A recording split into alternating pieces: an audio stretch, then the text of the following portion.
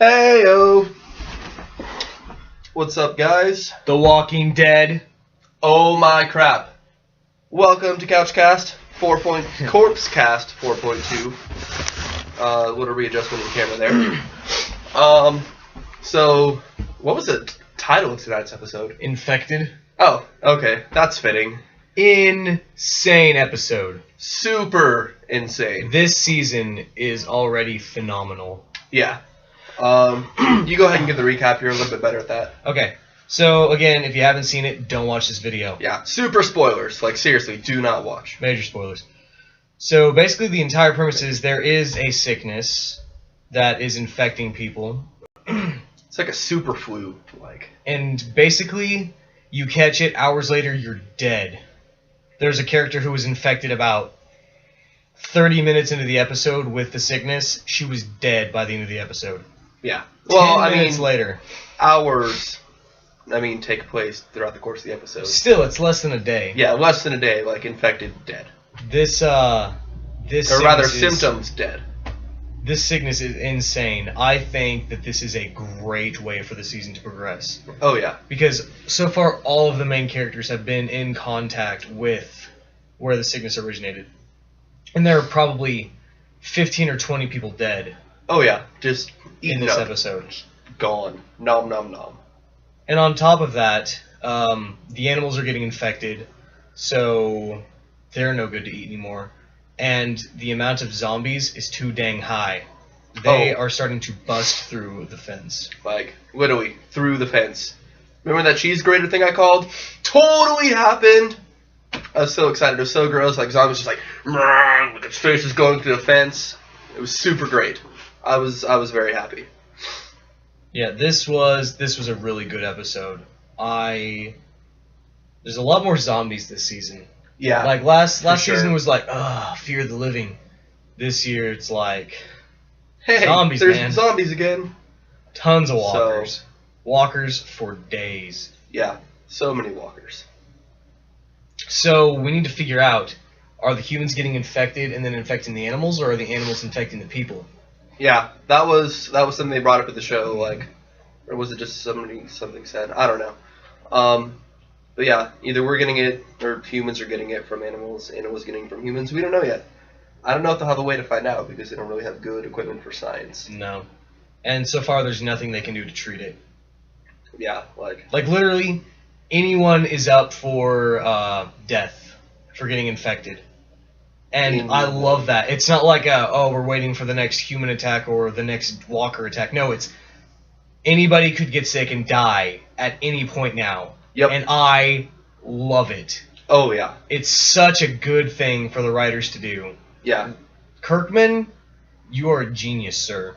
Yeah, no, I applaud you. Like, typically, I would probably hate you. Like, I rub you in with Stephen Moffat for, like, award for killing loved characters. But, dude, you're great. Like, keep doing it, man. Keep killing our favorite characters. Yeah. Man, speaking of killing characters, introduced this character who I thought was going to be pretty major throughout the series. No, she got sick and then lit herself on fire. Gone. That woman, that's like Tyrese's girlfriend. Yeah. She gone. Gone. Like, so she's the character who was infected and died later the same day. Yeah. Just gone. Like, Tyrese left her, went to go like do something and get flowers, came back, and she had burned herself to death. Yep. Like, gets back to the cell, he's like, oh, there's a lot of blood in the cell. And like it trails out, goes out this little door, opens the door to the courtyard, and like you just see his reaction, and like he's so confused and like distraught, just like and like somebody took his chicken or something. And wow. I don't know. That was bad. I'm sorry. But then yeah, like it shows them, and it's just like two burned bodies. I don't know who the other guy was. Probably doesn't matter. Yeah. But also, you are like me in that you don't watch the next week on The Walking Dead. No, I do not. I don't watch that because, and I don't want to like sound cocky or arrogant or whatever, I could probably see what's going to happen, like see those snippets and piece together a lot of the plot Yeah. Because I'm actually pretty good at reading into things and overreading into things. We're writers. And I feel like I would ruin it for myself if I did that. So I don't watch the little spoilerific things for next week. Yeah. I plug in my ears and I go, la la la la. Yeah, what were you doing tonight? I don't know.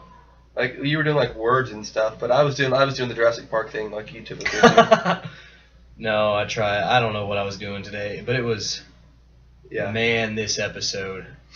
Other random side plots. Last week, Carl finally went to, like, children's reading corner with Carol, and he found out that she was showing them how to use weapons. And they had a lovely little talk about how she's like, hey, Carl, don't tell your dad that I'm teaching kids how to use weapons. Carl told his dad that she was teaching. Carl told his dad. And then Rick gave Carl, like, his gun back, and, like, Rick strapped a gun on. It was a very emotional father-son moment. The most touching moment, the most emotional Rick has ever gotten, as he was standing there in a bloodied shirt, which he proceeded to rip off and throw into the flames, standing next to his son. Yeah. He was less emotional over the death of his wife. Yeah, seriously. Okay, hang on. Where is my phone? Yeah, okay. What was that thing that Meg sent you? I'm gonna show you. Meg sent me a joke on Hashtag Meg Burns. Over the towards the beginning of the episode, because we were talking about the girl who left to go back to her cell.